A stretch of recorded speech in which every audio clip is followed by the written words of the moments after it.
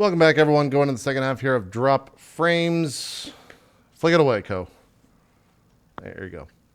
We haven't gotten any high CPU usage today, so I don't know what changed. I didn't smoke Um, before the show this time. you what? Nothing. Okay, all right, okay. Dan, let's talk about World of Warcraft Legion because we've played a lot of it in the past week, and I'll let you start. Yes. So WoW came out, was it Tuesday?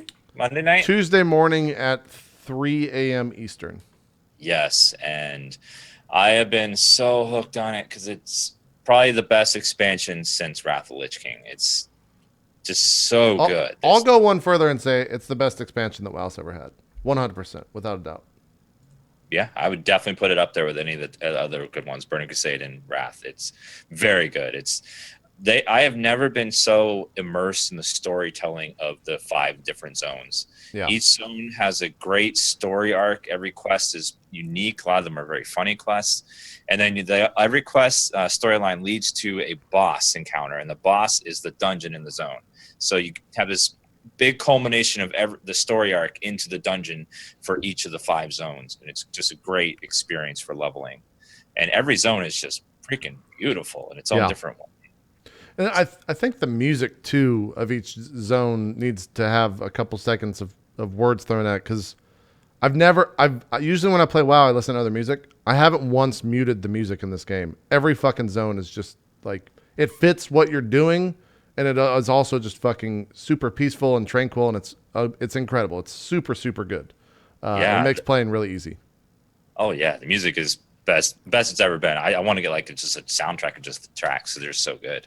Yeah, I'm surprised they don't have like an OS. Maybe with the physical edition of Legion, it came with like the collector's edition. It came with the soundtrack. I'm not sure if there's an OST of anything anywhere. Go But ahead. yeah, one of the coolest things is that you start the expansion with an artifact weapon.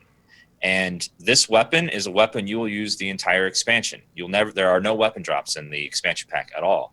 And you upgrade the weapon via artifact power, which you get through items through doing quests and stuff. And there's 3 slots that you can put things in that upgrade the item level and add additional talents. And they brought back the old talent trees from the past, and they put it into the artifact weapon. So that is your main source of leveling now, is the artifact weapon when you hit max level, which I thought was just a brilliant way to bring back talent trees and have this thing grow with you over time.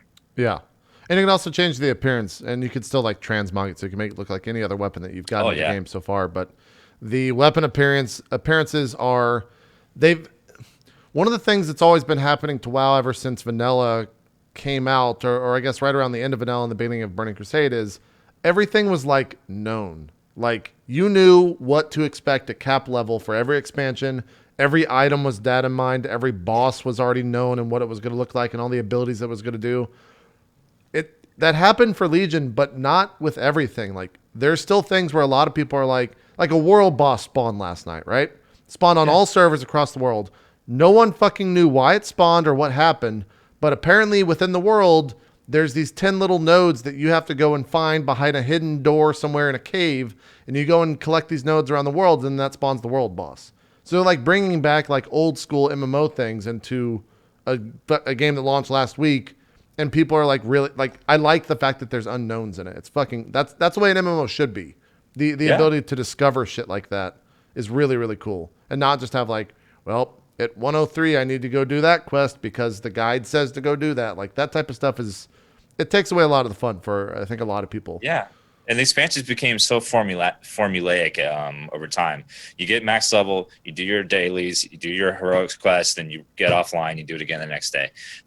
But when I hit max level, like I thought I was going to complete the last zone really quickly, Soramar, and just go there, complete it real fast, and then be done. But the last zone, Soramar, is this super long quest line that I still am not done with. It's has more quests in this one zone than all the other zones combined. Yeah. It's this epic story arc and stuff that unlocks things over time. There are some issues with the idea of like gating things behind reputation. which they've done in the past. And if you're not the type of person that's like, all right, I got to grind some reps so I can unlock these. There's 2 dungeons that are behind the Suramar rep in the zone that he just mentioned. And I'm like 1,500 rep from it, and I've done everything every single day since the launch to be able to accrue rep for that zone. So if you're not the type of person that's super into that, I can see how it's going to be a little frustrating. I looked it up on Wildhead. I was like, how do I unlock the court and the other one, the Arcway? And I was like, Honored? Are you kidding me? This is it takes a long time. Yeah.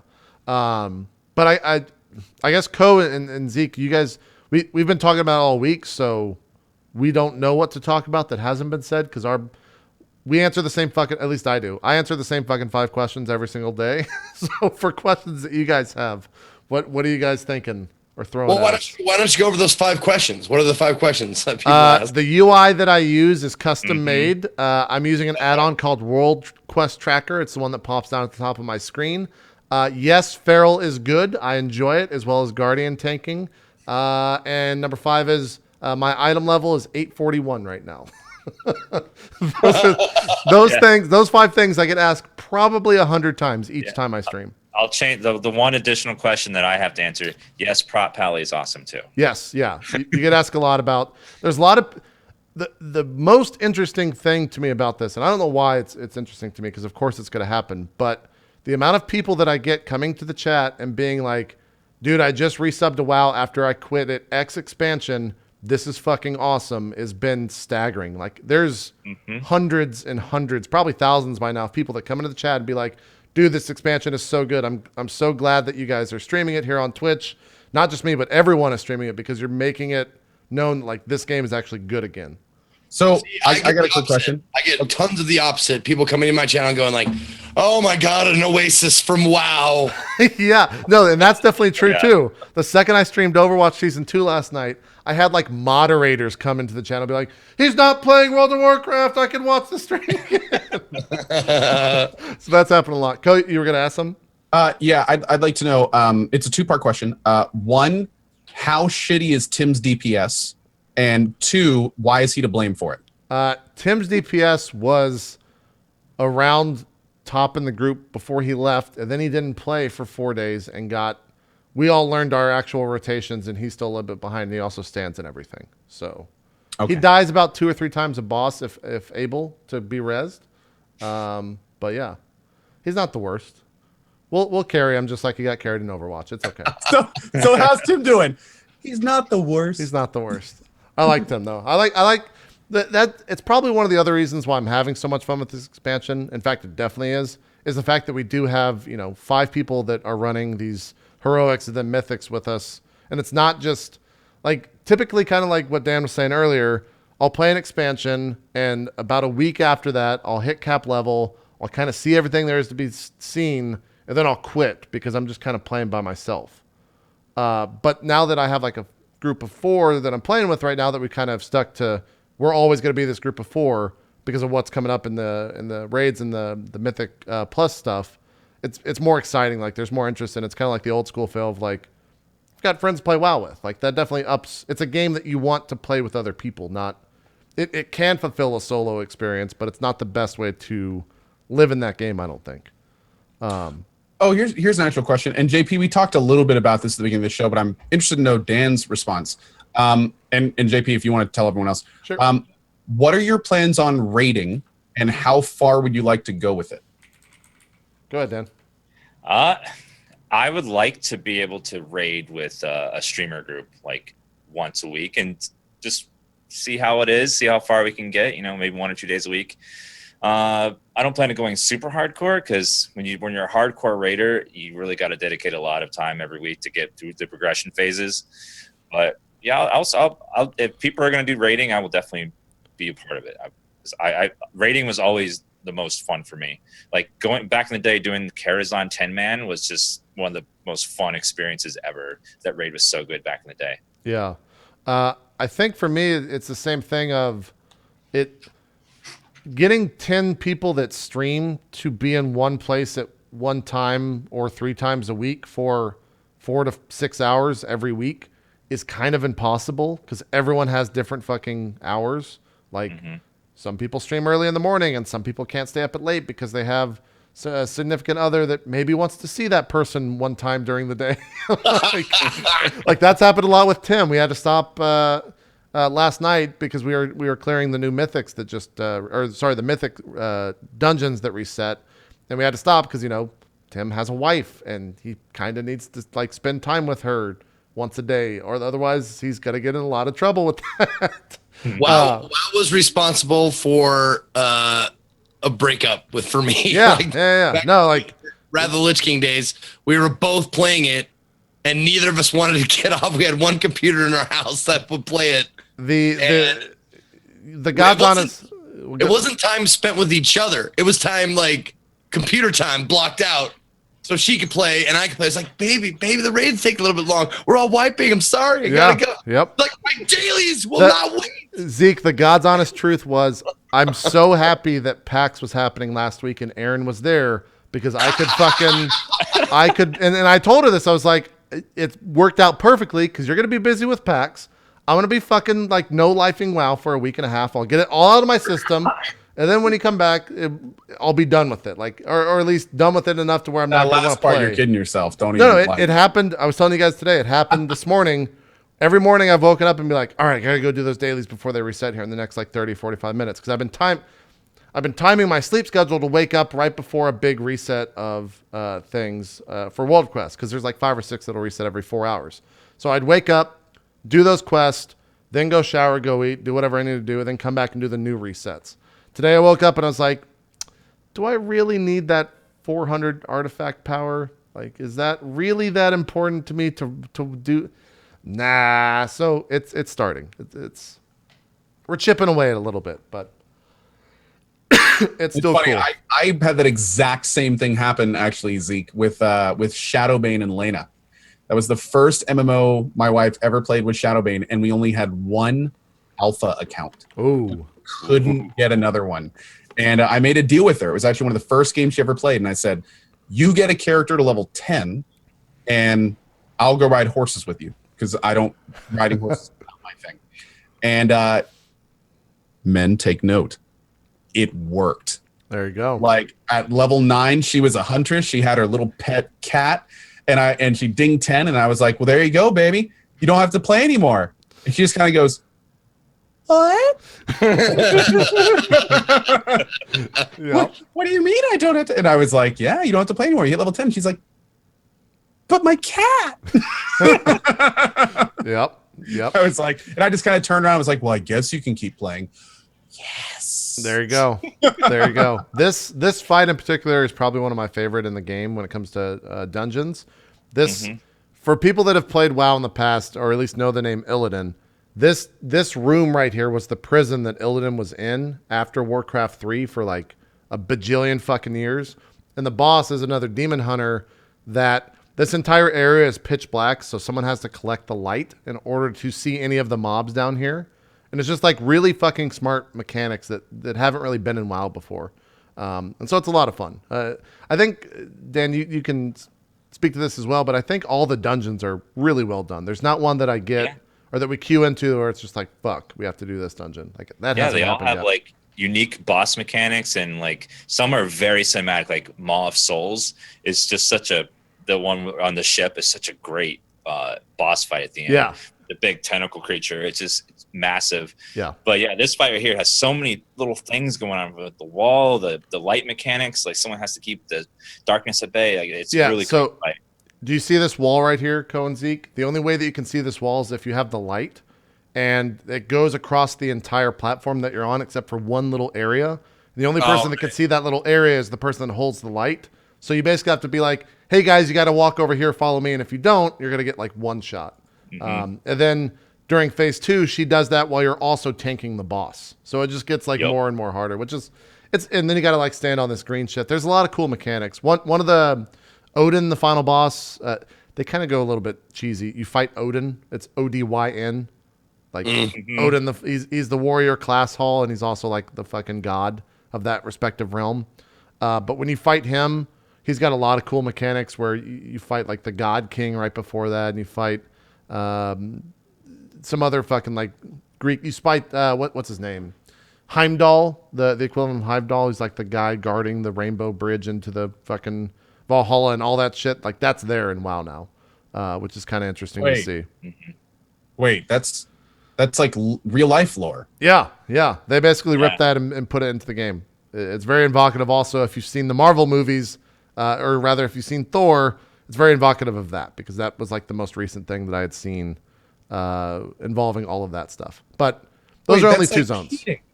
Kinda. No, you got to make your own. They do a little bit of that. Oh, they replaced the I with a Y. Okay, we're good. No, I'm saying in the other zones they make their own for sure.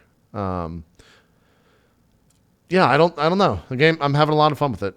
Everything they've done so far is cool. The other thing I guess we could talk to that's drastically different is in Warlords of Draenor, they introduced garrisons, and a lot of people hated garrisons because you were forced into your own little instance, and that's kind of where you lived by yourself. There was no other players involved there. And this time around, they have class order halls where, for example, like the class order hall of the Paladins, all the Paladins in the game, Alliance and Horde, I think, go into this class order hall, and it's kind of like your central hub, and you do quests that are specific to your class, and that's where you upgrade your artifact and stuff. But it's brought back the idea of like, I am a druid, and that's fucking cool. I like that I'm here with other druids. It's not like I'm a druid, but I also have 4 other alts of 4 different classes. Like, there's some semblance of like pride in your class, I guess, which has definitely been lacking in WoW for the longest time. That's something I wanted to ask. Like, do you guys all have different like max level classes? Yeah. Or do you focus on primarily one person? You focus on one class. The idea of an alt in Legion right now is incredibly daunting because there is so much to do at max level. Every single day, there's at least 6 hours that I've done just of stuff that you have to do almost every single day. Okay, because I remember when I was playing, I played one character and I tried to make an alt, and I was like, "No, I can't spend time on this loser." Yeah. I gotta, like, there's so much shit I gotta do today. I gotta say, man, that's one of the things I loved about Final Fantasy 14. Holy shit! Oh, being able to play the other classes. You guys play that? Yeah. You could just like your class on your character was everything by whatever weapon you equipped. Right. So if you equipped a weapon of another class, then you could play that class. And what was even cooler is when you leveled up those classes, you could synergize abilities from the newly leveled up class with your main class. Yeah, and they went one step backwards almost in a sense, where in Final Fantasy 11, the other MMO that they did, it required those classes to be you had 6 base jobs, and then for the other, I think 5 or 7 other jobs, you had to level those jobs to like 30 and 15 in order to unlock that other job. And so I thought that like Final Fantasy 11 had a really cool take on how all that stuff worked as well. But they kind of have that, I guess you could say, with the weapons, where your artifact weapon is per class or per spec, not per class. So for druids, we have 4 different artifacts that look vastly different. For paladins, you have 3 where you've got like one that's like a badass mace and a shield, and one that's a 2-hander, and one that's a big 2-handed mace for healing and stuff like that. And the way the artifact weapon works is you have to invest so much time into this one spec of your one weapon that you like really have to identify with that. Like, you going from like leveling up retribution and in addition to prot is just going to spread your artifact power so thin. Luckily, over time, they gave you these bonuses you can research that will increase how much you gain. Yeah. But like, you got to really identify not just with the class, but with the spec too. So like, you are a tank if you're dumping all your points into this artifact weapon. Yep.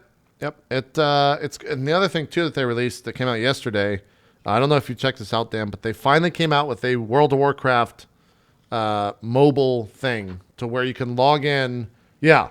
You can basically log into this thing, see all of the world. Like, it shows you a map. I can't show this, but it shows you a map of the world.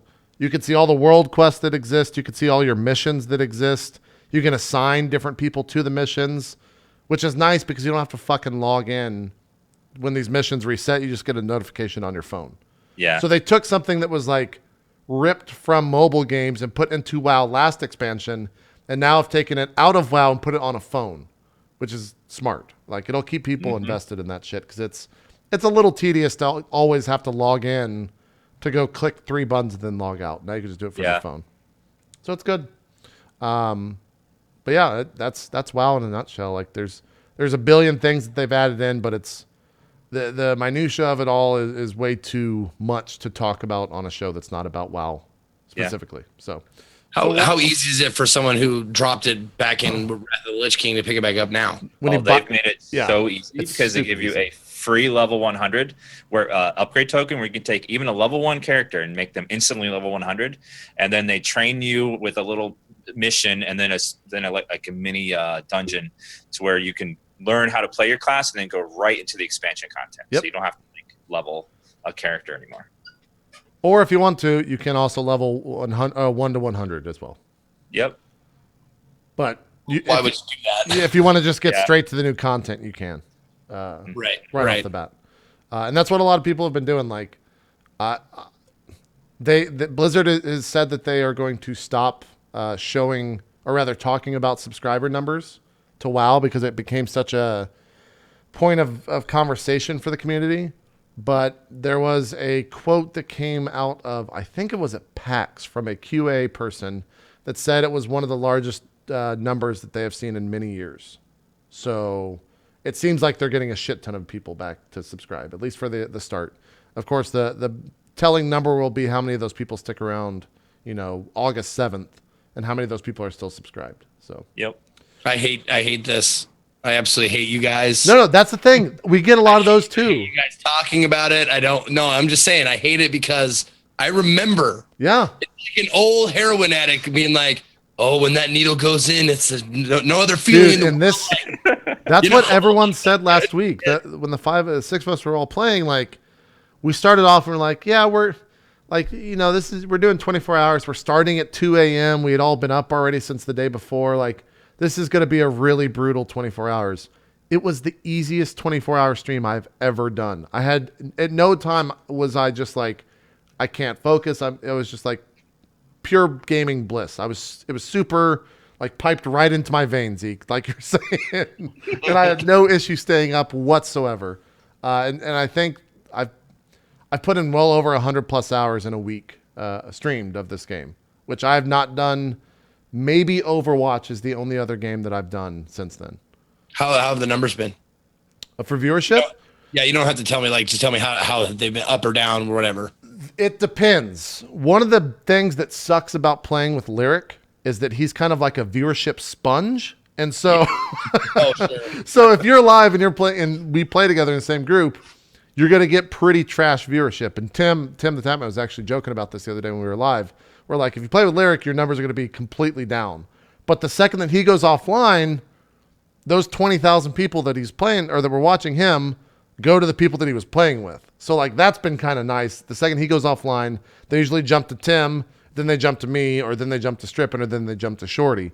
And you get a pretty big viewership increase. Well, and the thing is, like, I remember back in the day, like before even Justin TV or Twitch was a thing, playing, Burning Crusade, Wrath of the Lich King stuff. Yeah. And I remember like having like instructional, like helpful videos on one screen and then playing WoW on the other screen, just kind of listening, like grinding shit and just kind of listening like, no, that's the other thing too, is I bet this is a fucking bonanza for people who watch Twitch and like WoW at the same time. No, exact, dude. The chat during, not on Lyric stream because a lot of his viewers aren't watching, but for my stream, the chat is dead when I stream it, even though I have like pretty good numbers because they're all fucking playing WoW and they're all not focused on doing what they're doing in game while watching what we're doing in game. I'm sure it's the same for Dan as well. Like, yeah, like sometimes it's so dead. I'm like, if you can hear my voice, what are you doing?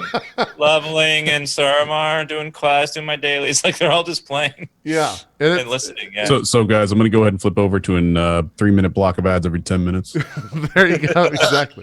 The other thing too that's made me really happy is to see, Tally's been like the WoW guy on Twitch, and Soda Poppin as well, and Bajir as well. They've been like the core 3 people, and Sloopbag as well, I guess, have been the core people of World of Warcraft for 3 years on Twitch, right?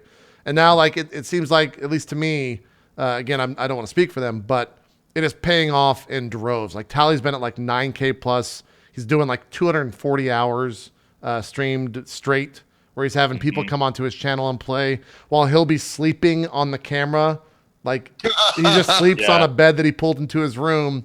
Then he wakes up and starts playing WoW again. Like it's really fucking cool to see for me all those guys doing like incredibly well when it comes to viewership. I'm so happy for Tally because he's such a cool guy, and it's good to see this happen to him. Yeah, exactly. And his community is like they're all WoW focused. Like it's so cool to see that. Well, dude, it's the kind of thing where with Tally in particular, he every single day he has been laying the groundwork for Legion. Yep. Like he is the WoW streamer. I feel like every other streamer that doesn't stream WoW main is like a guest in his house during Legion. 100%. He's like in the Twitch wing of World of Warcraft. Hey, come on down, guys, and stream some Legion with me. Yep. And then he's gonna be there most likely when everyone leaves, doing all the hardcore raiding. Yep. Like it's kind of awesome. The coolest thing, it's great to see him succeed like this. The coolest thing is that him and Bajira both like texted me and they're like, "Hey man, we're so happy to see you guys having so much fun with WoW. Like, if you have any questions or you want a group or anything, like let us know." Like, that's the type of shit that I love to see from like community leaders of games here on Twitch. Just super open to people and to new numbers coming into their into that game directory on Twitch.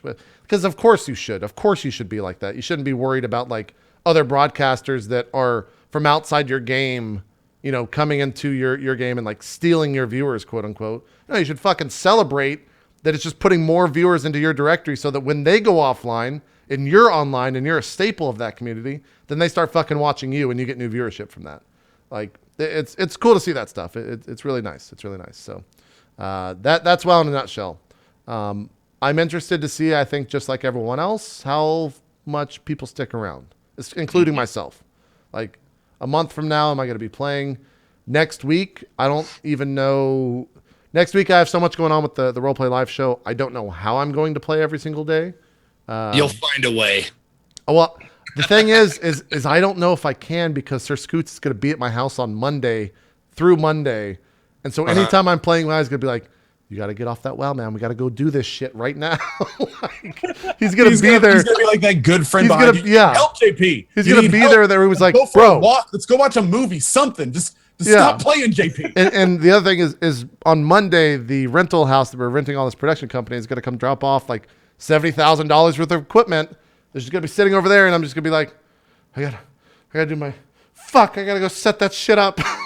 Like, I gotta fucking play all this. Damn it. Yeah, fucking World Boss is up, Scoots. He's like, "No, JP, we gotta put on a show."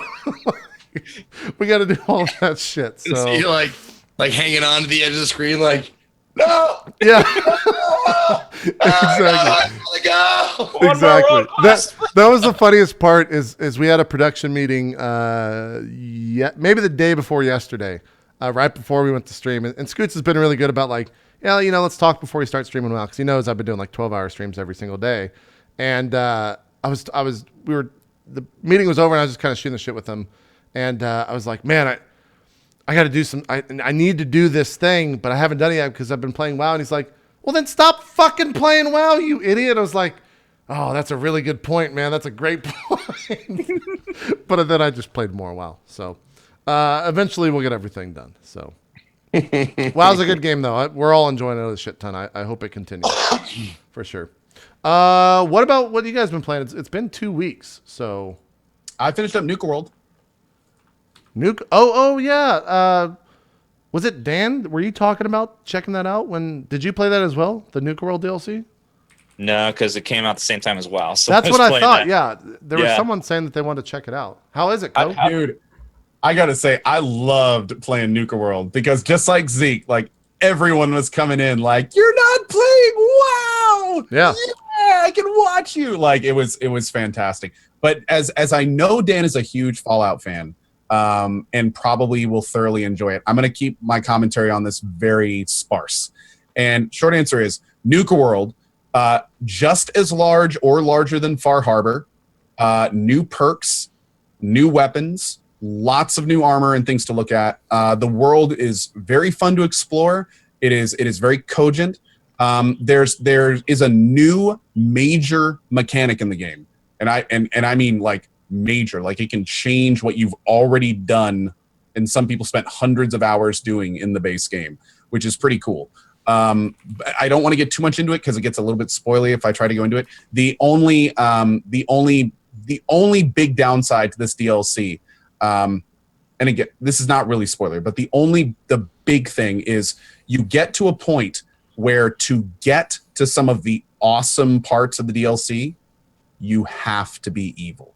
Oh, and that is one of the first times that's happened in a Fallout game. And I did it, and I didn't look back. I thought it was cool, and the new mechanic, I play with it a lot. It was really interesting. I can definitely see people that are doing evil playthroughs going crazy with that mechanic, like changing the way they play the game from that point forward. But it's really fun. I actually finished it today. There was a lot of stuff to do. I think I clocked in over 20 hours for it, so I certainly got my money's value out of it. And it's more Fallout, so there's not a huge amount to say of it without being spoilerish, but there's some really cool twists and turns in it. Some really great voice acting. It was good. Why do these stairs lead to a fucking nothing here, Co? What is this shit? Is that just level assets? No. This whole area is really creepy and crazy. I'm actually just leaving it now, but it has to do with that specific location. I thought that was just like lazy level. Let's put a stair there, but let's put the ceiling right there. No, that's in that house. You open doors and it's brick walls. Okay. It's designed to be that way. Wow. But yeah, overall it was Fell really cool. Legion. Looks like the fucking Legion are invading here, Co. Yeah, pretty much. That's where the crossover begins, right? Yeah. Everything eventually just it ends up in World of Warcraft. There you go. Well, cool. How much is the DLC? $20? I believe it's $20. This is the big one, right? The one that cost the most. Yeah, I'm gonna be perfectly blunt here, and unfortunately I hate saying this. I've been ranting about this for a good amount of time, today included. In my opinion, this is the second DLC for Fallout 4. Like, the way that they're selling it is there's the season pass, and the season pass has 5 DLCs, and that's all the season passes. To be perfectly blunt, there are not 5 quality DLCs in the season pass. There are 2. There's Far Harbor, and there's this one, and they're both really, really good. They're great examples of how Bethesda can make really quality content for Fallout 4.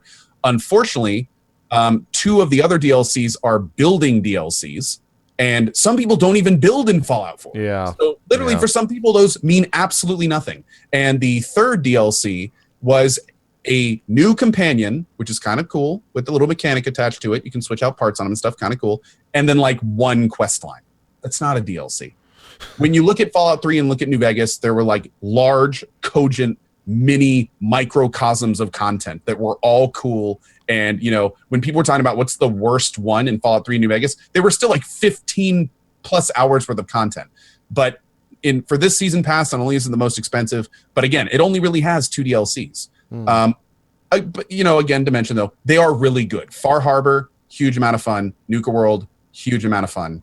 And it makes me so sad to know this is the last DLC we're going to see for Fallout. There's so much left they could do and talk about in this game. Wait, this is the final one ever? This is the last DLC for Fallout 4. Really? Done. Yes. What are they doing? What are they going to work on after this? That's the thing. A lot of people don't know. There's Dishonored 2, but that's going to be out in November. Yeah, and that's a completely different. That's Arcane. It's ESO. It's Elder Scrolls Legends, the card game. Like, it's all these things that. Yeah. They mentioned a while ago that people are like, "Are you starting Elder Scrolls next? You're doing the next Elder Scrolls?" And they're like, "No, we're not actually working on that yet. We're working on 3 big projects we haven't discussed yet." Yeah, I remember that clip. What are these random quests? So now, here's the thing I do like.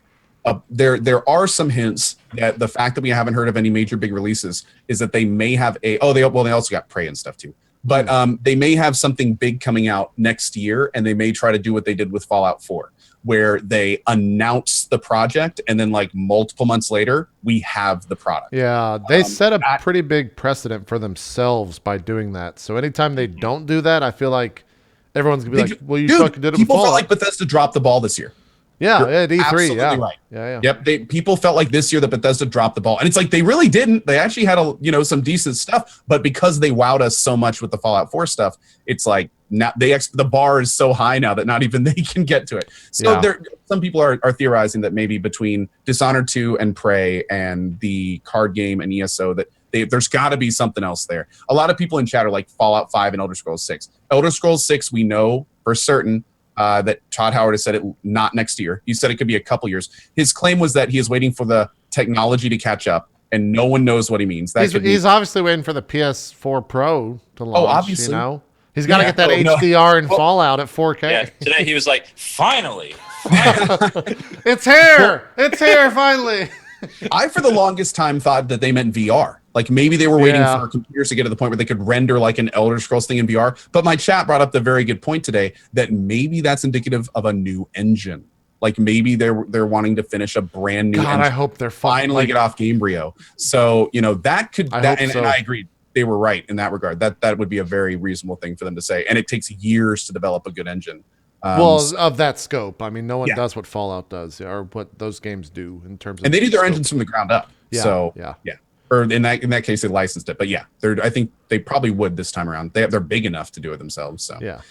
But yeah, going back to Fallout, it was good. And yeah, the only thing I'm just super pissed there's not going to be more. That's all. Yeah, that sucks. But oh well, I guess. Oh well. Maybe they'll come out with like the New Vegas style of the next game will be like New Vegas style. I don't know if they'd ever do anything like that though. Because I hope so. They didn't have. What about Fallout 4 Atlantis, like underwater? Oh, they could call it BioShock. Yeah, they could call it BioShock. Is that a fucking scorpion chasing you? Ever say that again? Don't you fucking ever say that again? Yeah, I do. No, hope actually, right. That would be really cool. I do hope they let Obsidian make another Fallout game in the Fallout 4 engine. That would be fantastic. Oh, that would be so good, Dan. That would be so good. Because then maybe most of people would like Fallout again. Yeah. Oh, Zeke. There's a revolutionary concept. This is how you do it.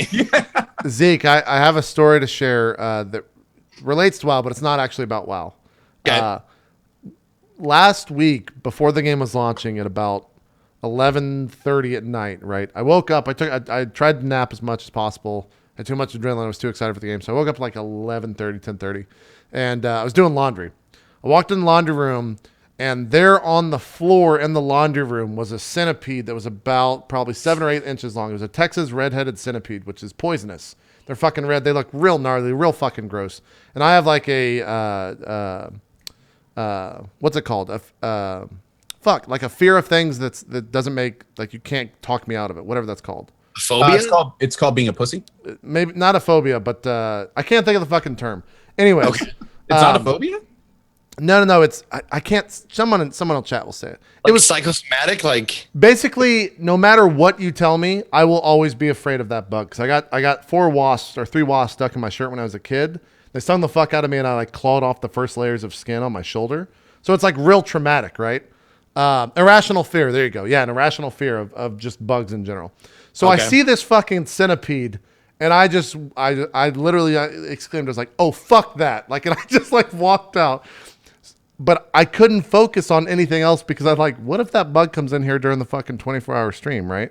Like, what am I going to do? You like miss catching a huge spider in your house and it crawls into like the wall and you're like, where'd it go? Think about anything else. Yes. So like, I'm yelling at Aaron. It's like, what the fuck do? I can't touch this thing.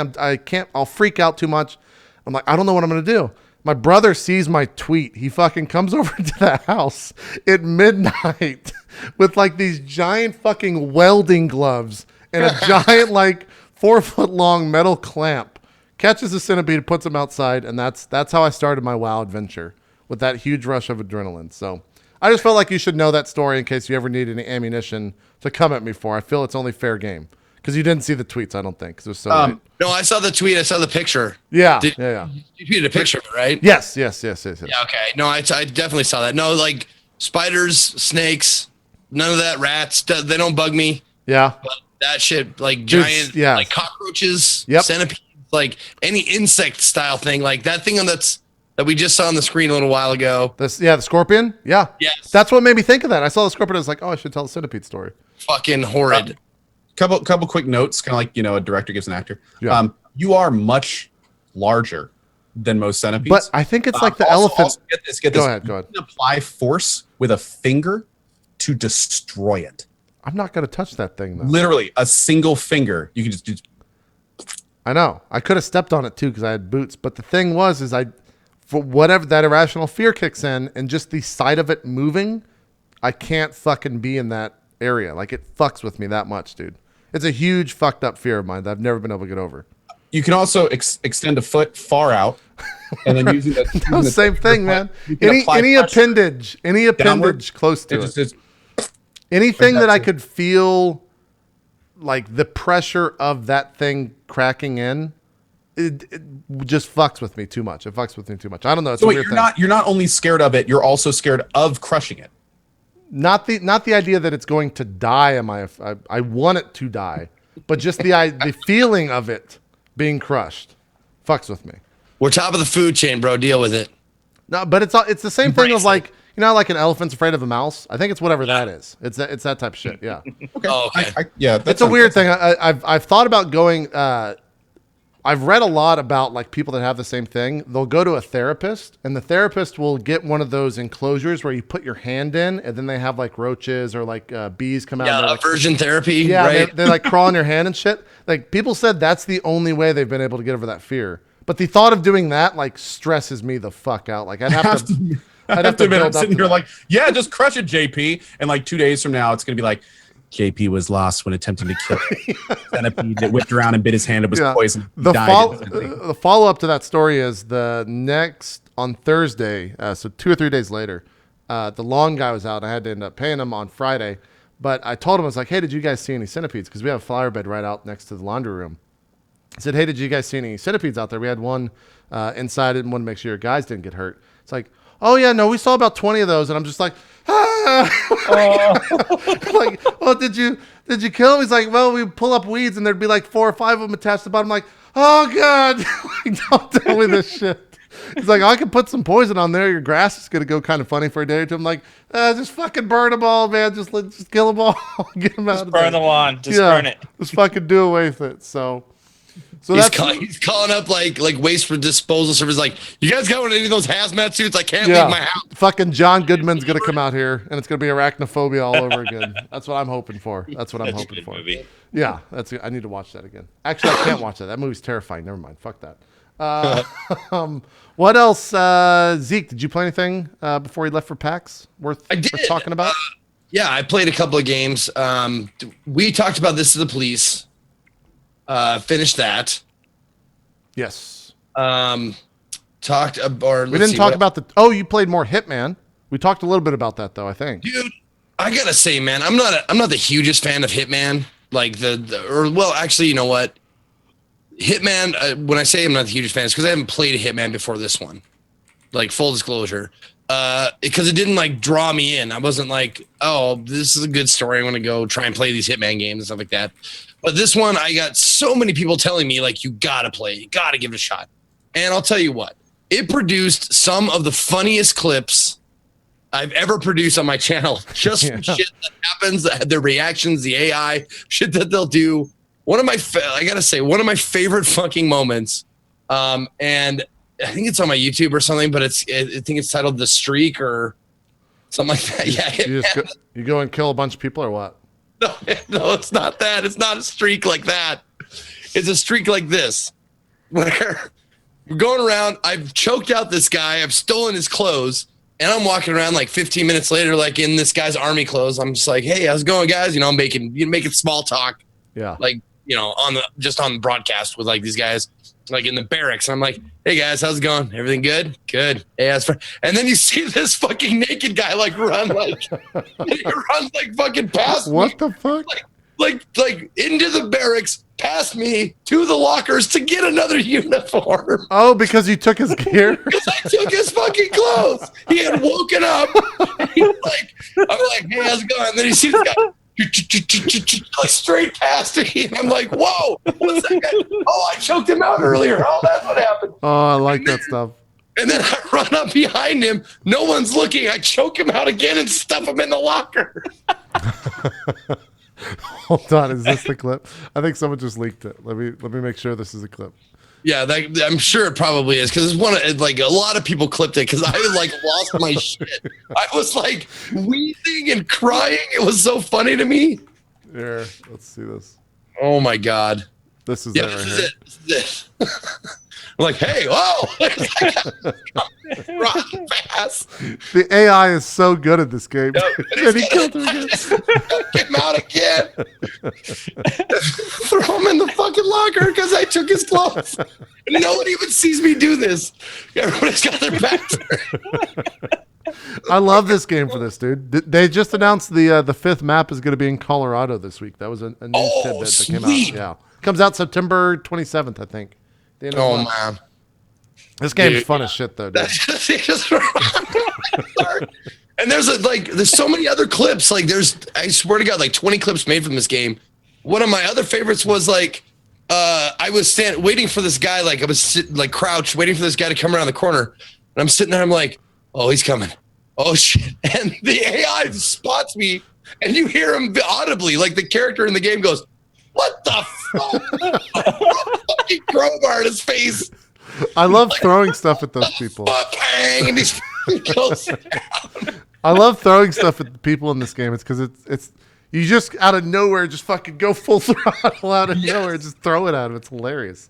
Yes, no, that's like some of my favorite shit is like you have an arsenal of like screwdriver, crowbar. Yeah, the axe, the fireman's axe is the best, dude. Because they just take the fucking axe right to the chest and just die. And you do the full on like tomahawk throw. It's the funniest animation in the world. Yeah, I got the huge battle axe. Yes, in this, yeah, that's good too. and then you just go like I took it out into the middle of the foyer. You know the stairs where the guy comes down. Took it out of the middle of the foyer. I was like, who said that? Whack! Just like shot them like cartoon style in the middle of the fucking head. It's fun, man. It's a fun game to fuck around in for sure. It is. It's so much fun. And like some people like, you know, there's other broadcasters that play this religiously, have hundreds of hours into this game already, and I can see how. You just did right there. You threw the hammer at him. Yeah, it's so fun. Hammer to the face, like it's a move. Yeah, like karate chop, hammer to the face. But one of the missions, like one of the bonus missions, you have to kill. It's like called the Icon, and what it is you have to assassinate this guy who went over budget on his movie or whatever. Yeah, but he's playing a character, so he's in that like an Iron Man suit, right? Yeah. Like a superhero, like, and they was like at the very beginning, there's a clip of me doing this. Like at the very beginning, it's like his suit is bulletproof, so it's going to be a little bit more difficult. And there it is. Yeah, this is me. This is me playing it. Eric's just like, oh my god, and then I throw it at this guy. Fucking love it. And Erin's losing her shit. I was like, yeah, of course I'm going to throw the battle axe at that guy. And then I just walk out there, and then he finds the body. I love that game because the AI is smart enough to just do like dumb thing after dumb thing, and eventually it catches up with you one way or the other. And these kids are like stupid. Yeah. No, but the Icon mission, like it was like the last bonus mission or whatever. And they're like, you can't shoot this guy because he's like, they wanted realism in the movie, so they gave him a bulletproof outfit. So I was like, fuck, there. And this is the first time I've ever seen this mission. So I'm like, fuck, how the fuck? Because I like gung-ho style. Like, I like going in and seeing like how fast I can pop these guys with no ingenuity whatsoever and clean, do the mission. And then I'll go back and do like the drop the light. Yeah, the secret thing, yeah. But first off, I like to just walk up and like see if I can just pop them and run. So that's kind of like what it's like, shit, I can't just walk up and pop this guy. So I was like running along. It's like my first time facing this guy. And I go into the middle, like, oh shit, I'm on the set. Oh, I'm in the middle of the movie. It's like, oh, I see the guy. He's like surrounded by cameramen and like staff and stuff. So I walk up to him and I'm like, and I just fucking break his neck on the ground. Everybody's like, hey, what's going on? What's going on here? All right. And then I completed the mission. I just ran up, choked him, broke his neck, and then I was out. 1 minute, 10 seconds. Nice. Well done. Great. Well done. You are the world's professional hitman. And then this one of those secret things, the Kraken. Oh, does an actual Kraken take a boat? Yeah. I think I get it done in this one. I didn't know that existed. That's crazy. What do you have to do? Spawn it or something? Yeah, you have to do a special thing to spawn it. Oh. And no, this isn't it because I didn't realize there's a bell on the mast. But you'll like if you do it, it's pretty cool because like this boat, it has 4 bells on it. You ring all the bells in a certain order, and then you'll see like Kraken tentacles like come out of the ocean and. That's fucking awesome. Yeah, it was pretty neat. I want to try to find that if we can. Maybe someone clipped that. You might get it here. Because there's no other footage of you. No, I don't get it on the tower. I remember I don't get it on the church tower. I get it on the dock. I'm on the dock when I actually get it. Oh, okay. But man, Hitman is just so rife with things that you can do, and I love you were a fucking priest, yeah. You got Padre. Like once you start, like that's what I love. But like the escalations are great because you start routing, like speed running. Like you start routing missions. Like to get shit done the fastest because you have to do some shit over and over again because the escalation. It's like you do this one thing. Now you have to do this one thing plus this other thing. And then these two things plus another time limit thing or whatever. Like, so you're running around like, fuck, how can I get this done? Like, and like you like grab a fucking explosive golf ball and you're just like tossing it like it's nothing. Like, okay, I exploded that guy. Now on to the next guy. Got to garrote this guy. I'll push him over the ledge. It's just a lot of fun. I love that game. I want to play more of that game. I just haven't yet. It's super good. Yep. Yeah. You know, he was the crowbar priest for sure. Like a crowbar. And I'm always like, any escalation, I'm so upset if they put like one of the stipulations like you can't subdue anyone. It's like, fuck. Now I can't use the crowbar anymore. Yeah. Have you done? I played go the first level and I loved it, but I'm waiting to play the rest until it's all the way out. Well, the thing is, they said that it's going to last 3 seasons, so like the next 2 or 3 years. So I feel like you're never going to really get all of it, right? Like there's always going to be more coming out. So I think you just need to like choose a set number and be like, oh, there's 5 episodes out. Okay, that's enough content. I heard they're doing them like you said. There's like seasons. I think each one of those has like a set number of missions.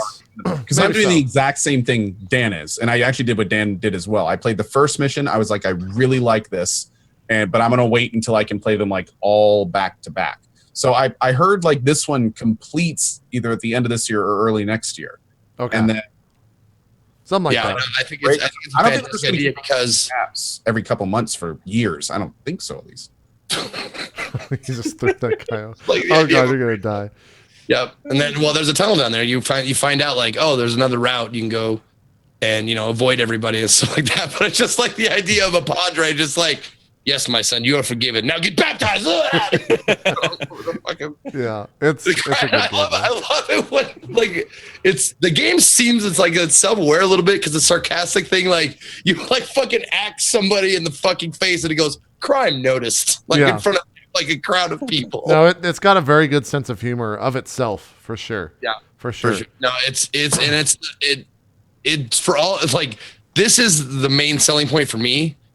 It works for all skill levels, or all play styles. Like you can do it quick, smash mouth kind of style, or you can take your time and made one mistake and start over again. Like I think the funnest part is come when you make a mistake and try and keep going. Yes, yeah. After everybody's fucking looking at you, you end up doing the funniest shit, like trying to punch a female tourist in a bikini and trying to wear it, bop, and you're like, shit, I can't wear this. Fuck. Yeah, it's the best because it's like it's a spy comedy movie where you knew that you fucked up, and so you don't care about being perfect from that point forward. You literally just want to try to survive, and so you'll do fucking anything, and that's the best part. Yeah, it's good that I heard so many people talk about this game. Like Dave Lane came on and talked about it for so long, and there's a bunch of other people that were on other podcasts that listened to it, were just ranting and raving about this. Now I'm glad that it's finally infected the show because I played a lot of it. It was super fun. You checked it out. It was super good. Now Co and Dan need to check it out. Well, I think the reason why it's so well done the way they put it out episodically. I know it's a bitch for a lot of people who buy the episodes can't get certain things. I think that's fucking dumb, of course. But the reason why I like the episodic style is because they can really focus on the one thing and then just add escalations, new missions onto that one specific location because they're so fucking big and so in depth and so many things to do within each mission. Yeah. Yep. I played through the main story quests in one broadcast, all the main targets and shit, and then I spent 20 hours doing side missions for the first episode. Yeah. Just crazy amount of content in there. Nice. What I'm looking at some of the other games you played. What is the Turing test? And did you? Now the Turing test, that one struck me because I know what the Turing test is, and I think it's a idea that we're going to have to probably face soon, maybe in our lifetimes. Yeah. That the Turing test is the test to see if a human and an AI, if a human can talk to two different things and tell which one is the AI. Right. like having a polite conversation. And the Turing test, like it's a puzzle game. At the core of the game, it's a puzzle game. It's like it's got lots of comparisons to Portal, which is, not a bad comparison. No. Like it's a modular puzzle game. Like you finish one module, go on to the next thing. But all this time, you've got this AI in your ear talking to you about this mission that they're on. And what happened, basic gist is you're on I think it's Europa, which is a moon of Jupiter. Yeah. Pretty sure. And we sent an AI out there to build our base before we could get there, before we send a manned mission. So we sent them out there to build the thing. And we sent a manned mission, and the manned mission has gone missing. And now I'm the person looking for them. And the reason why you're doing all these puzzles is because they are built as Turing tests. So a robot could not finish these puzzles to get to the core of the place because they combined logic and outside the box thinking. Gotcha. And that's like the basic byline of the game. But the reason why really cool. The reason why I really enjoyed the game, like more so than the puzzles, because puzzles were good. There wasn't like a whole lot of, I think it finished in like 9.5, 10 hours. Like I did the whole thing. Mm-hmm. But the coolest part about it was having the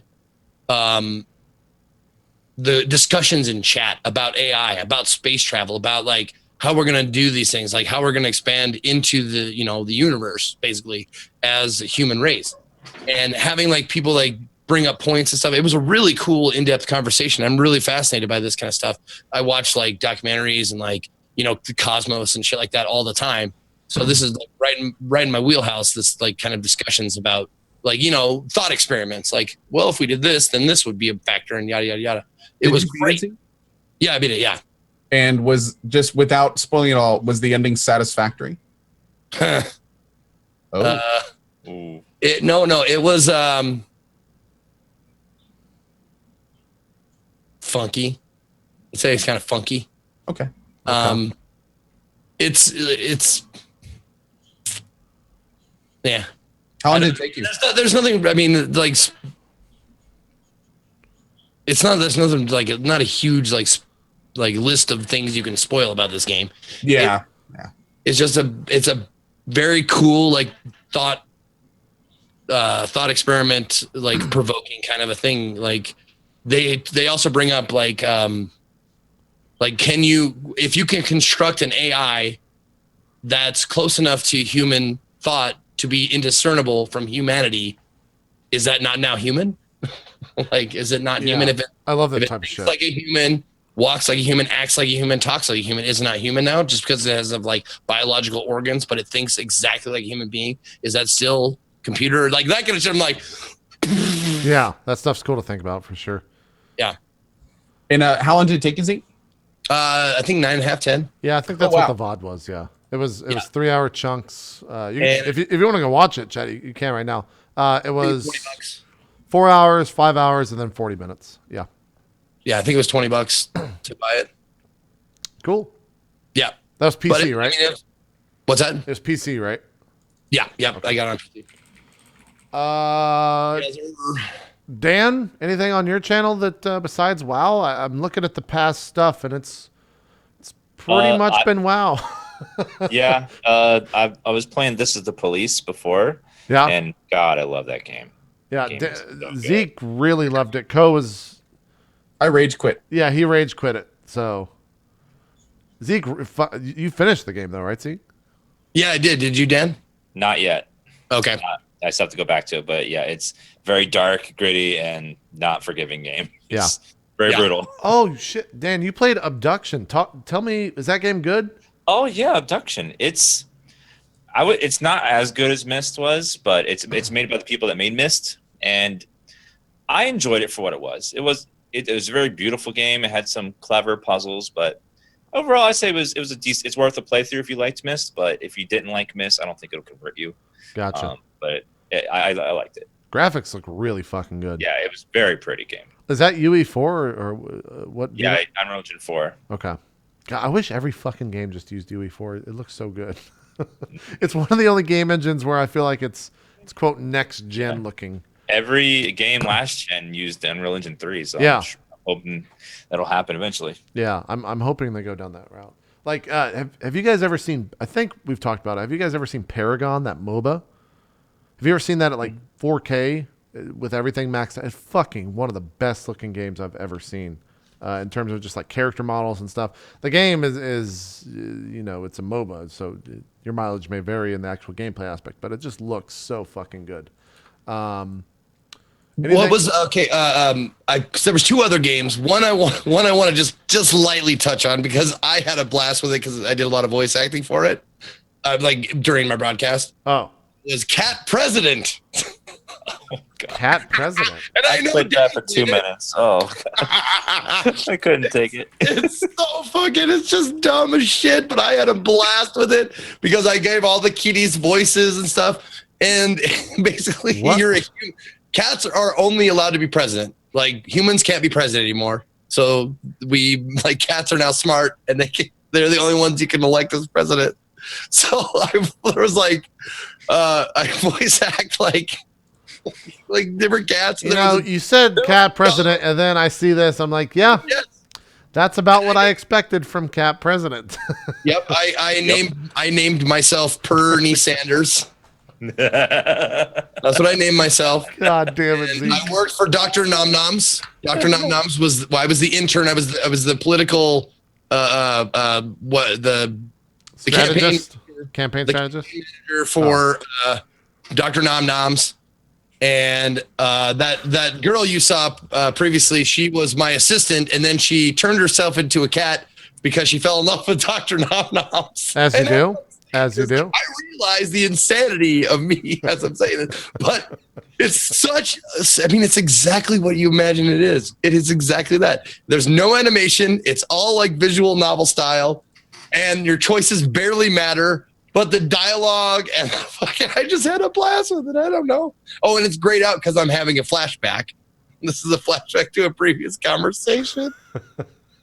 How long did you play this game? I think I got 2 hours into it. And I probably have like a half an hour to wrap it up, but I wanted to switch to another game. There was a little part of me that was wishing I could be like, well, I'm on hour 22, but I haven't quite dipped into the main story yet. Yep. You're in a fucking like restaurant and these 2 cats have been photoshopped. Yes, this is what it is. That's what the cat isn't even in a different pose. Yeah. It's like literally the same. It's also different lighting on the left cat compared to the right cat. Oh man, the color temperatures are different.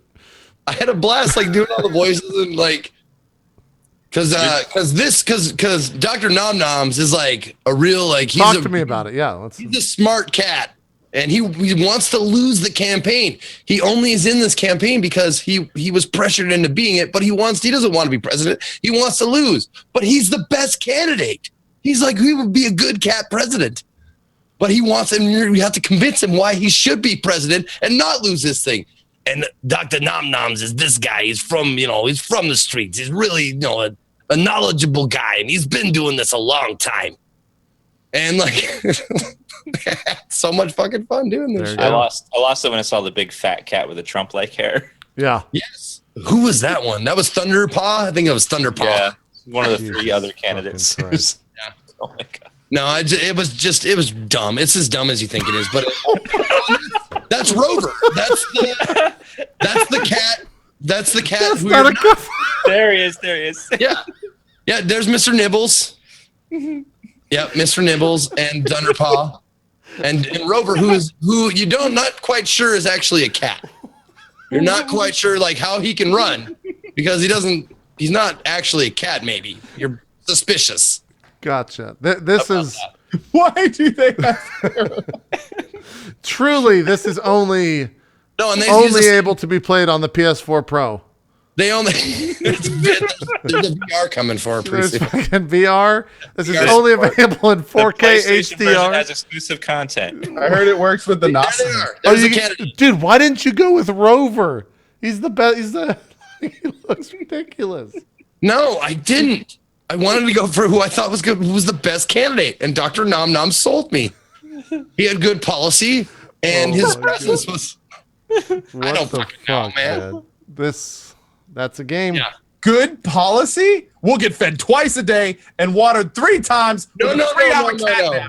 You're You're misreading it. No, we're talking about like political policy, like American real policy. political policy. Okay. Yeah, we're not talking about just policy for cats. We're talking these cats rule over humans as well. Okay. So they have to have good policy. Then we're voters. We just can't be president.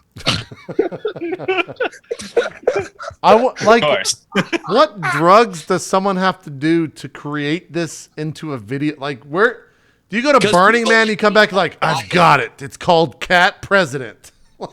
That's what I'm saying. I will buy a game like this. Oh my god. Because I'm dumb and I had a blast. I will like this, and this is the thing. Like, I love this, and I give a huge thumbs down to Snow Horse. So there's a fine line of insanity that I will walk. That's true.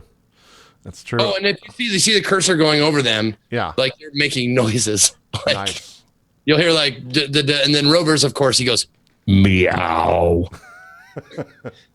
Beautiful. What a exceptional game. Yeah, and then I played Oxenfree. Oh yeah. Yeah, I played a little bit of Oxenfree, which did you play all the way through that, Co? I did. I think I snuck in an hour of this game, and for the first 30 minutes, it was pretty goddamn annoying. Like the slow to start. Yeah, the character interaction and shit like that. Like, I'm sure it's been related. Like starting it was kind of starting. What's that? It's kind of like a Telltale game, but it's not Hearst. No, not Hearst. Sorry. It's kind of like a Telltale game, but it's not a Telltale game. Life is Strange. Thank you. It kind of starts out like that. It's kind of annoying teenager talk and just like, God, shut up. And then you start actually getting into the shit and you're like, okay, it gets a little bonkers and it gets a little more and more weird. And I'm looking forward to like picking that back up again because it just started to get like a little bit darker and a little bit more mysterious and stuff like that. So I was I'll tell you right now that's a ramp. It ramps all the way up to the end of the game. Like it's really slow. Like almost I want to quit this game. And then it just starts going up and it just goes up all the way to the end of the game. Yeah. Nice. Like I'm looking forward to playing it. I just hope I don't have to go anywhere with Jonas anymore because that dude is a fucking whiner. I don't like it. He's just like, man, what you need? Shut up, Jonas. I'll fucking punch you in the throat. Nice. But yeah, anyways, it's a lot of fun. I'm looking forward to actually finishing that one. And Cat President. I'll probably finish those both on the same day because I don't think I have that much time left on Cat President. Anyway. Well, there you go. Cat President. About 10 minutes, 13 minutes left in the show. Co, you actually gave an update to one of the games that you're working on today. Yep. Talk to me about that because I'm interested. Before this, there was not too much known, correct? Correct. There was a little bit of information about Heroes Song out, but and there was a whole lot of like, this is what we want it to be, but it hadn't yet gotten to the point where it's like, this is it. And today we released a 5-minute gameplay demo. I also did an interview with Patrick Rothfuss and John Smedley on my channel. By the way, this right here is one of the cooler parts of the game. So if you looked at the beginning of the first part, that was someone making a server. And what you do is you pick the gods to oversee your server. Gods can pick what races, what classes, what magic are available, the types of land, how many rivers, forests, deserts. And more importantly, then once you hit start, what you're looking at right now is the entire history of this server being made. So you see empires rise and fall. You see wars. You see all of this crazy lore that happens. You can see there, someone discovered an ancient weapon. A population was lowered. They built a temple to a new god. And all of these things, as they're being procedurally generated, when it stops, that's your gameplay world. So not only is your entire map procedurally generated, but all of the history going back thousands of years is all made too. This is the gameplay. It's basically kind of like a mix between an ARPG. It's got lots of UO tendencies. Now, keep in mind, the terms alpha and beta are thrown around a lot today. And 9 times out of 10, if someone says, hey, look at this alpha, it's not really an alpha. This is an alpha. Major gameplay mechanics aren't in. Everything is unpolished. There's been zero optimization. This is as basic as it gets, like just to see it kind of thing, just to kind of see what's there. Right. But there's some really, really cool stuff that's getting done with it. There's a little bit of crafting later on. It kind of goes into some of the mechanics. For those that don't know, this is Hero's Song. It is designed as kind of like a current day UO with some Dwarf Fortress stuff, with some survival game craftings. There's lots of different aspects that kind of tie into it. There's player housing and all sorts of things. You can host private servers, so you can play by yourself on your own server, or you can invite up to 200 people to play on a server with you. And keep in mind, every server is like its own world. Its own unique procedurally generated world with its own stories, its own towns, that kind of stuff. But it's really coming along, and they're making some big strides. And very much looking forward to not only playing it, but kind of getting more info out as it comes. Any sense of like a roadmap for this on where you guys want to be in X amount of months or a year, or what are you looking at? Well, there was a Kickstarter at the beginning of the year, which, as John said today, it was a failed Kickstarter. The primary reason being was at the time there was just not enough meat to it. And one of the reasons that he kind of took everything back to the drawing board is that he realized that, and he was like, okay, we need to come back and actually have like a whole bunch of content to show people. So what they did is, instead of doing like a Kickstarter, because there's already a bunch of back-end funding, you can basically like pre-order the game now through Indiegogo. So there's like a whole campaign on there. You can get it for $15, I think, and it's a pay to play. So you pay that one time and that's it. There's no cash store. There's no subscription. There's no nothing. Right. And so that's kind of where the game is right now. They are expecting to enter, I think, early, kind of an early-ish access, but it's really not early access because it is the definition of an alpha, and that's, I think, going to happen in November. So it's definitely making progress. But right now the game is and there's Pat and John on there. Yeah. Right now the game is like, I'd say 30 to 40% complete. Like 30. It's very rudimentary right now, and there's a lot of major features that still get in that still need to be implemented and tested and all that stuff. But there's a lot of things in the game that kind of harken back to older MMOs and older stuff. Like, even though the world is procedurally generated, there's over 8,000 items, and every single one of them is handcrafted. There's no procedural generation of items. And in, like, for instance, when the game world is being built, you may see in the history, like, this mage rises to power. This mage takes over a faction. This mage goes on an epic expedition to the bottom of a cave, but slain by the boss of the cave. Well, in your world, if you find that cave, fight your way down and kill the boss, you may get the staff, the ancient artifact weapon of that guy that died. That's cool. So all of that stuff kind of ties in, and it's really going to be something kind of special when it's done, just because it's doing so many things that other games aren't trying yet. That's one of the reasons I signed on to the project when I was first pitched it. It wasn't because there were big names on it. It was because when I was pitched the idea, there's just so much stuff that you don't see in games these days. The biggest being the privatized MMO, and the fact that since they brought me in, they're tying it into Twitch and everything. So Twitch streamers could have whitelisted servers, where it's like, oh, you're a sub, cool, you have access to the server, and it just plugs right in and goes from there. So yeah, it's looking pretty cool. By the way, I know a lot of people are turned off by the graphics. I'm seeing that a lot in chat. It is a pixel art game. So even though there's like some cool lighting effects and graphics and stuff, the graphics aren't going to become like a whole bunch better. They are going to get a lot better. Don't get me wrong. There's a lot of placeholder stuff in there. I'm sure that's a first pass of art. Yeah. People caring about graphics in 2016. What are you going to be on PS4 Pro? Are you going to be on that platform? No? All right, we'll come back to you on the PS4 Pro. Oh, I thought he was going to give us a little like you did with Final Fantasy 15. But I actually am not sure what the platforms are. We were getting that question a lot today. Like, are we going to do Linux and Mac releases and stuff like that? And I think it's still kind of under. That's still being decided. That stuff usually comes a little bit later. Also, real quick, just because I don't think I've actually talked about it since I beat it on Deus Ex. Oh, yeah. We're going to make it super tiny. Okay. I spent 52 hours in Deus Ex. It was an amazing experience, and currently my game of the year. Well, there you go. There you go. That's all I have to say. Did you know there's a DX12 patch coming tomorrow for Deus Ex? I didn't, but that's awesome. So you can make the game look good or better. One of the things I got to say that bugged me is there's no question some of the best content in Deus Ex Mankind Divided is side missions. Like it is, there are some incredible side missions that are just laced with Easter eggs and nods to older games and just like quality kind of, Easter egg content. And you can just completely miss it if you play the main story. And I know a lot of big streamers did. And what's really unfortunate is not just one. Most streamers that stream Deus Ex just did the main story. And I was watching a few playthroughs, and it's those situations where it's like, oh, he's going to get to this really cool part that's hilarious. And then you just see him like run through the room, and it's just like, wah, wah. Yeah, everyone plays those games differently, So no, I've still got to do my pay to win. Oh, that's right. Yeah, you got to do that stream. Pay for all the practice right away and just get all the shit and just zoom through it as fast as possible. Yeah. But I mean, hey, that's a style. And the main story was still decent, although I agree it did end a little bit abruptly.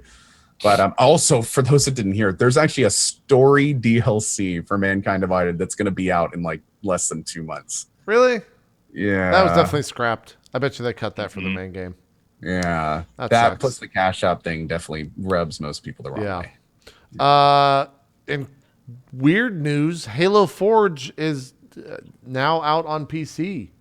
And this is it right here. These are the you can fucking play Halo 5 on the PC. And it's a weird thing. Like I never thought I'd see this, but it's not Halo 5. Like it's the Forge. It's the thing to make maps, but you can't play on PC. No, like this is him playing on this is PC right here. He's shooting and running around in the maps. But you can't play the Halo 5 single player or multiplayer competitive thing. That is so dumb. Like I don't know what like why? Like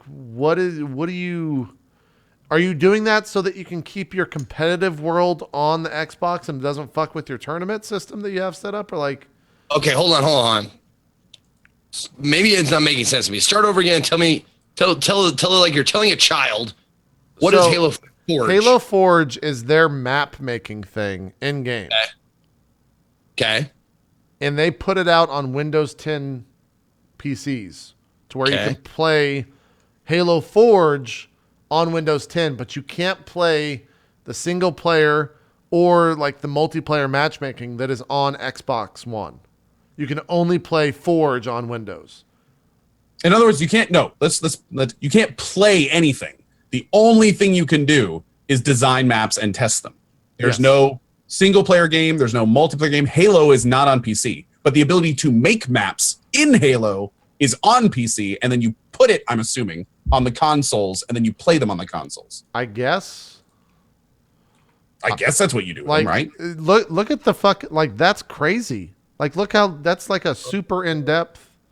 That looks like a standard like Unity or something. Yeah. Like I guess what they're looking for here is for people to create. I think they're like Doom has been making a whole big splash with its Snap stuff. Oh wait, people are saying you can play with friends. Wait, no, people are saying we're wrong. What's wrong with that? There's no matchmaking, but you can get 60 you other can people play custom games with friends. Yeah. So like, look at this is a fucking custom made game here. Some guy's flying around the ship that he just made or some shit. But wait, can you play them on PC or the consoles too? Like, how does? I don't know how that works. I don't know if they transfer or not. I don't know. Yeah, you guys, you can tell we all have used this, right? Yeah. We're huge Halo people here. So this is just kind of in line with everything that's like the new hot thing to do is to just say you fucking do it.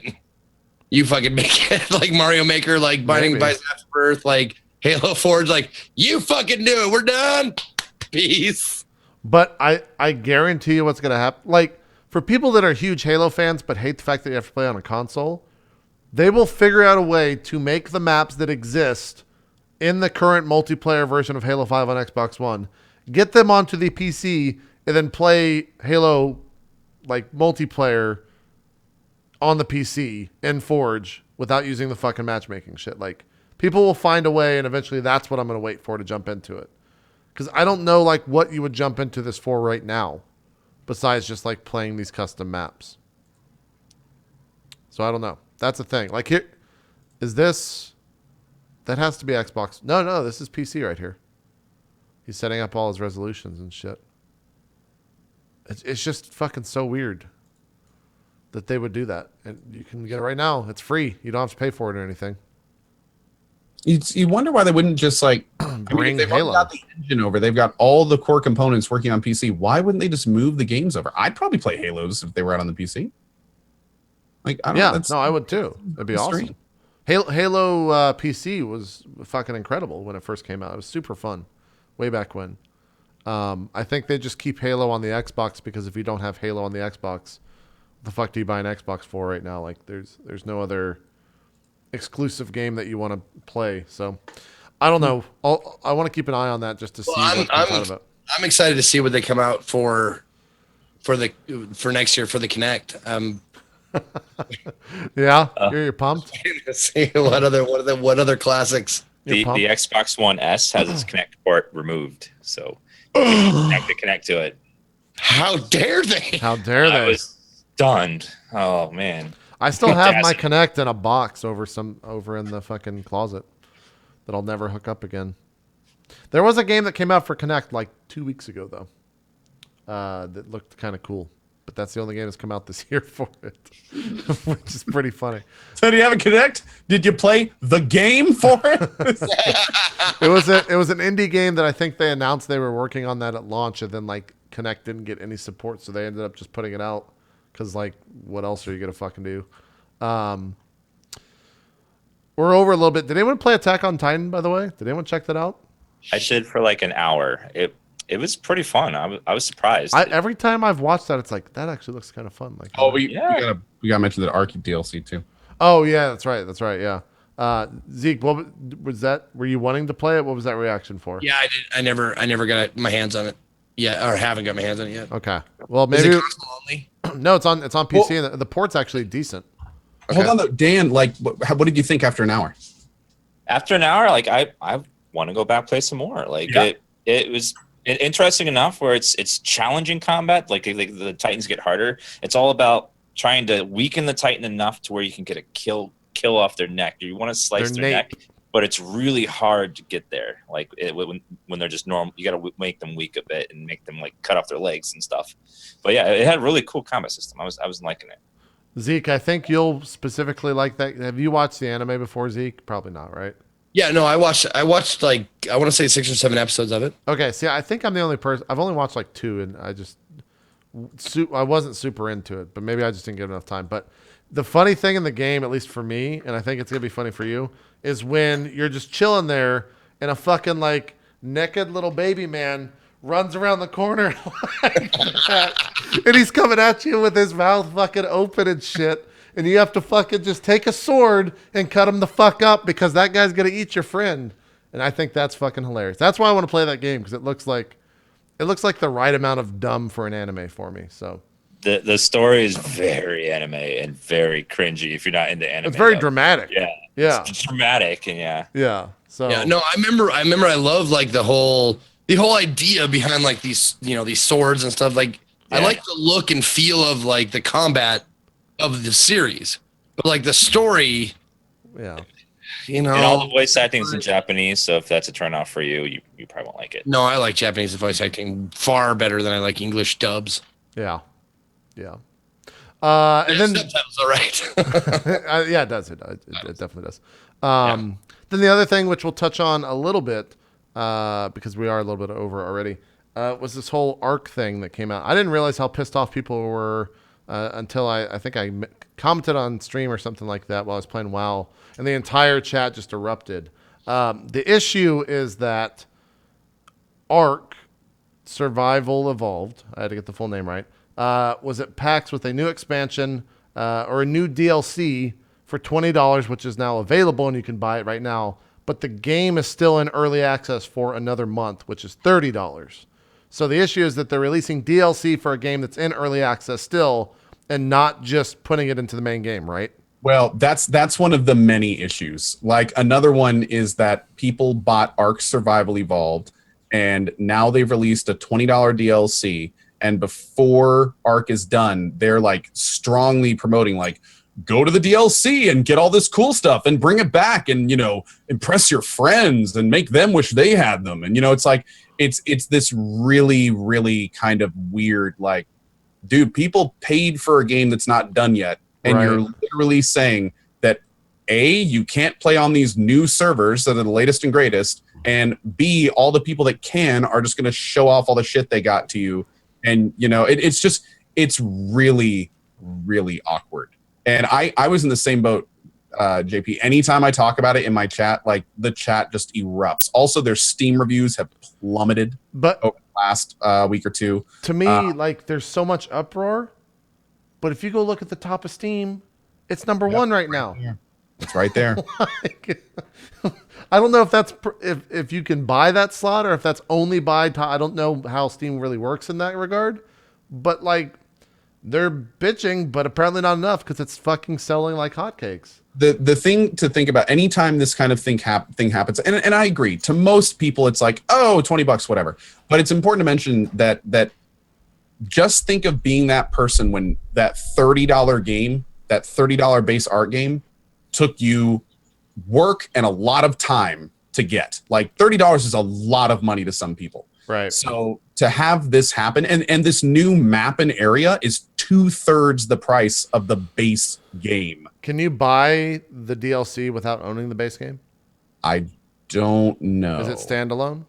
I'm honestly It not says sure. DLC on the tag, so typically when it says that, I think you have to own the base game. Yeah, content requires the base game Ark Survival Yes. Evolved on Steam in order to play. Yeah, Yeah. But they had a dinosaur. but see, that's Dude, the other thing yeah. is everyone that's played this has said that it's good. Like it's a Dude, great, I saw it at PAX. It looks great. yeah. It really looks good. Whole new environments, like tons of new dinosaurs, new items and crafting stuff. They completely changed how the world is done. Like, but again, here's the thing. The cooler this DLC is, the more you go, why aren't these guys working on the stuff people have already paid for? Yeah. It's literally the exact same dev team. And this isn't some weird situation when it's like, well, they don't actually work on that stuff. They do in this case. So it's like, and they clearly have enough money if you saw their booth at PAX. So it really just raised the question, like, and to be fair, I think it's important that we mention Ark's side of this. What they're saying is that, and they released a press release for anyone that wants to read it. They're basically saying that they stand behind their decision, that there's still fundamental things in the game that they're developing, and it's better in the long term that they keep developing those systems at the pace they are and not try to rush them to completion to release this. So, in their mind, they're justified in doing this kind of stuff, and they think it's the right direction to go. And to be fair, a lot of Ark players that especially play it regularly have really enjoyed what they've played. So it's kind of a weird situation. I don't really feel like there's a right and wrong. It's just a weird situation. Yeah, because there's a lot of cool stuff. In Yeah, this. I mean, this all looks fucking cool, stuff. man. It looks fucking badass. I don't understand. Like, It does look badass, right? Freaking dragons. I saw a Lyric. I was talking to Lyric last night when we were doing dungeons. He said it was fun. Speaking, we didn't talk about Battlefield 1. Did anyone play the new stuff? Yeah. Oh yeah. Is it good? Total blast. Yeah. Absolutely loved it. The train is awesome. The new map is great. The horses are awesome.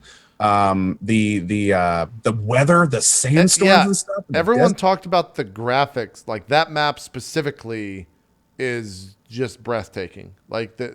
And I believe it too. I haven't played it yet, but I believe it because that engine's so gorgeous. But everyone's just like, yeah, no, the fucking Frostbite engine is the dumbest fucking thing ever. Like it's Here's the best part though. Don't take any of our words for it. You can go play Battlefield 1 right now for free. It is an open beta. And not only that, there's a rumor that there may be a new map tomorrow for the last day. I cannot confirm that. That may be total bullshit. I don't know. But what I can confirm is that every single item and weapon is unlocked right now in open beta. I saw that. Yeah.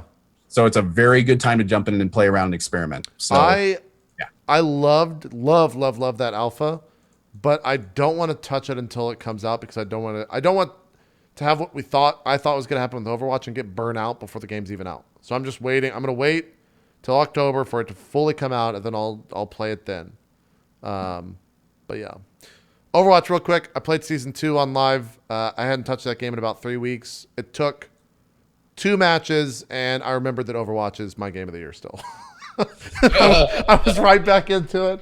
I started out and I'm doing placement matches, and I was actually like, it got really cold. I was pretty nervous because I was like actually having to like play WoW for a week, right? So I actually had to like try. I had to actually put my skill forth into a game and hope that I was playing correctly. I was really nervous. I got 2 games in, and we ended up having like a fucking crazy round where I got like a 5 kill or something like that to secure the point. And I got really fucking amped up, and I was like, yep, Overwatch is still a hell of a game. So it's still good. Season 2 seems good. Only thing that sucks is the queue times. The queue times are fucking abysmal across the board. I have no idea why. It took me 4 to 5 minutes every time I queued to get into a game. You were having the same issues. Lyric was having the same playing today issues. during the Sony conference. I just wanted to jump in and work on 25. It took me 3.5 minutes for a regular quick play. Yeah. And I remember someone said that Jeff Kaplan said that it was the queue times were going to take longer. I don't know if there was a reason attached to that or what. I just know that it went from 30 seconds in season 1 to 4 to 5 minutes in season 2. It's probably because he knew the release date of the WoW expansion. Well, that was the other thing. We were talking about that. Like, they were supposed to launch season 2 this week, but they launched it last week, like 2 days after WoW fucking launched. Like, I don't understand how those brands don't talk to each other. They're competing with each other. Yeah. Yeah. Like, why would you compete with each other in the same weweek? That didn't make any sense to me. If anything, they should be leapfrogging. You know, like it's weird. It's very weird to be doing that because Really? there's so much. The player base is parallel in a lot of ways. Yeah. So I don't know. I agree. That was super weird of them. Yeah. Last thing, Dan or Co or even Zeke, do you guys have any plans to check out the Tomorrow Children? It came out this week on PS4. It was that weird game that came out that was talked about at E3, where it's like the Russians take over the world. It's like an alternate reality or some shit. Have you looked at this at all? That one slipped under my radar. I had no idea that was coming out. It came out on Tuesday. It's out. You can buy it right now. I've never heard of this game. I don't know if it's any good. I don't know what you do. I just want to know if you guys have any plans to play it. This looks kind of like a game Zeke would have to check out. Because it looks real fucking bizarre. It's console only, so no. Okay. Well, there you go.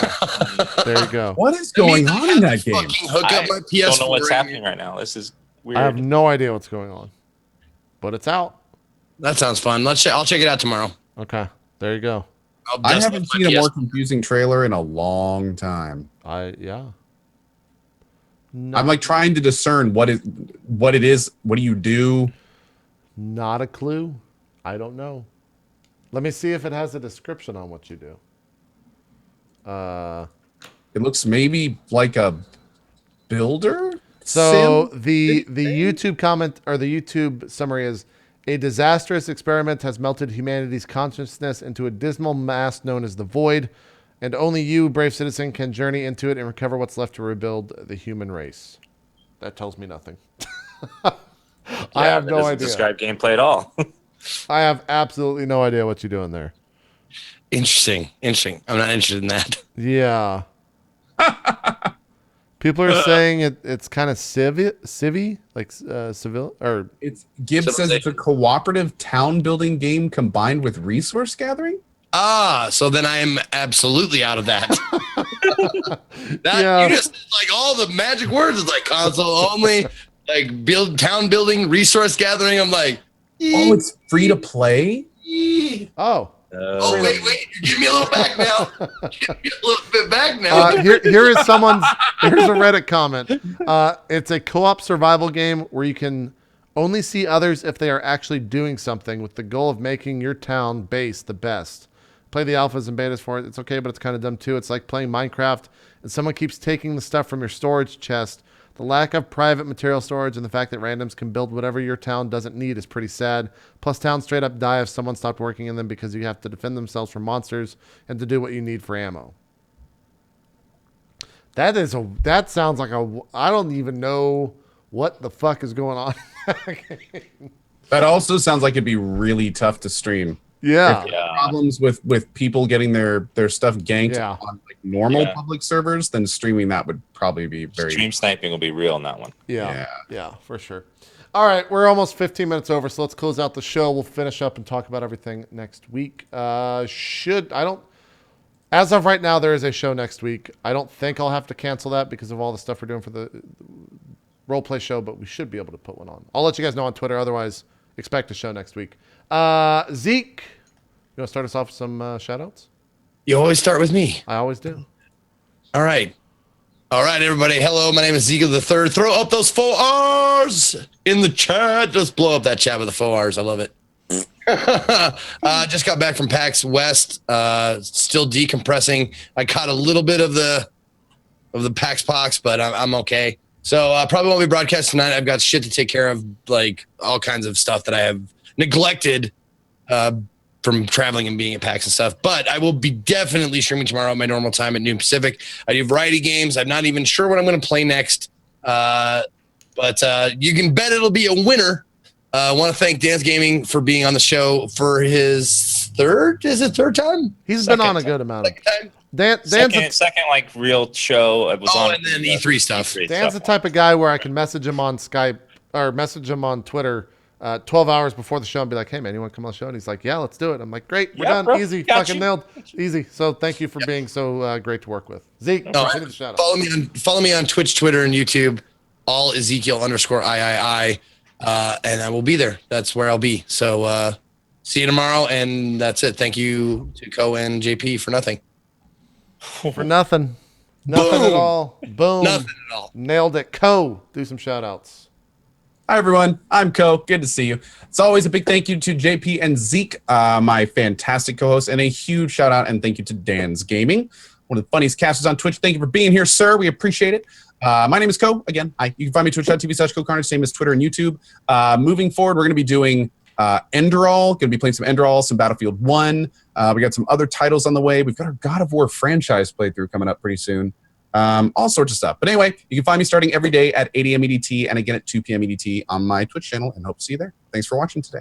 There you go. Last but not least, Dan, thanks for coming on the show, sir. Some shout outs. Hi, I'm Dan, known as Dan's Gaming on Twitch. Thank you for having me on the show, JP. I love coming on. Thank you, Co and Zeke. You guys are awesome. Zeke, you made me laugh so many times a day. You do it every time. I'm currently streaming WoW, but I think I'm going to tone down some of the WoW streaming and do some other stuff soon. Trying to get a little jaded of it. So, but that's what I'll be playing a little bit later tonight. And thank you for having me on the show. And I can't wait to have our massacre on Friday, JP. That's right. We're going into the cave, Dan. Those kobolds are going to destroy us. But look, it's all right. Here's the plan. Gassy's not here. Let's talk shit about him. All we got to do is get into the cave, let fucking Velimir die, or whatever his name is, Vesemir, whatever the fucking name's Gassy's character is. Vesemir. Loot whatever we need. It's Velimir. It's not Vesemir, I called him Vesemir so many times on accident because of The Witcher. And now it's in my head every time I fucking talk to him. So look, we're gonna get Max killed. We'll get the loot. We'll split the fucking XP, between me and you, and then we'll get out. That's what we're gonna do. Yeah. So the kobolds just need one body. That's all they need. That's all they need. Just one. They can feast on that. They're fucking tiny. They're fucking tiny. So there you go. Tune into that on Friday. Did you guys tell them about the Kellen cameo, Kellen Wildlight cameo that's coming? Yes. Oh, is that a secret? We shouldn't talk about that. Look, I already have promised Jeff, and I get questions. I think more than anything, whenever we're doing Court of Swords on Friday. Where's person. Jeff? Where's Jeff? Is Jeff going to be on the show? Is he on this episode? They're not like, yay, the show's good. Is Jeff coming on the show? Is he going to be on that episode? I just need to know if I'm going to watch or not. Yeah, I just need to know if I need. That's literally what they're doing. It's like, whatever. I'm trying to plan my schedule. I need to know if I'm going to be there. Yeah. Yeah. We should have Zeke on though. We got a long list of people that need to be on that show, and we haven't started yet because we're probably all about to die, Zeke, because Adam does not fuck around on that show. Have you watched any of it, Zeke?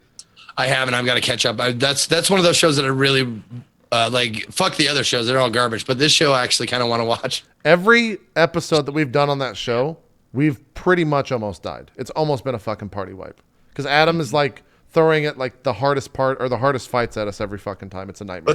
But I think having been a DM for a very short period of time, I put in my adventures like things you're not supposed to do. Like, don't go that way because those guards are obviously out level you by 4 or 5 levels. Yeah. Don't talk to those guys. I put those guys there for a reason. Yeah. And then you're like, well, obviously we're gonna. Yeah, go you kill poke the bear. Yeah, you poke the bear. That. Yeah.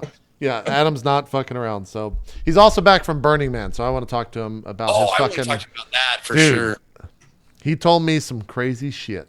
So he told me he watched a fucking fire tornado in front of him while listening to music, at like 2 a.m. in the morning or something while a giant Burning Man burned behind him. And I was like, yeah, that sounds like a crazy fucking experience. So, we'll talk to him more about that on Friday. If you're not going to watch that, we'll see you next week for Drop Frames. We're out. Have a good one. Bye-bye.